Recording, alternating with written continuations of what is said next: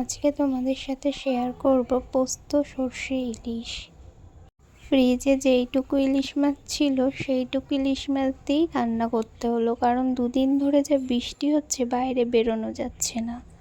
প্রথমে মাছে নুন হলুদ লাগিয়ে নিল, তারপরে আলুগুলোকে একটু ভাপিয়ে নিল, জলে সেদ্ধ করে নিল। তারপরে কড়াইতে তেল দিয়ে মাছগুলোকে ভেজে নিতে হবে, কিন্তু তেল যেন ভালো করে গরম হয়। ইলিশ মাছ নরম তো, না হলে ভেজে তুলতে গিয়ে কিন্তু মাছগুলো ভেঙে যাবে। ইলিশ মাছগুলো ভাজা হতে হতে মশলাটা বানিয়ে নিই। প্রথমে মিক্সি বোলে পোস্ত দিয়ে দেওয়া হলো, তারপর সর্ষে, সাদা সর্ষে, তারপর কালো সর্ষে আর কাঁচা লঙ্কা দিয়ে মশলাটা করে নেবে। ততক্ষণ মাছটা ভাজা হয়েছে কিনা উল্টে নিল মা। তো মাছটা ভাজার পর তুলে নিয়ে যে সিদ্ধ করে রাখা আলুগুলো ছিল ওই আলুগুলোকে কিন্তু ভেজে নিতে হবে একটু।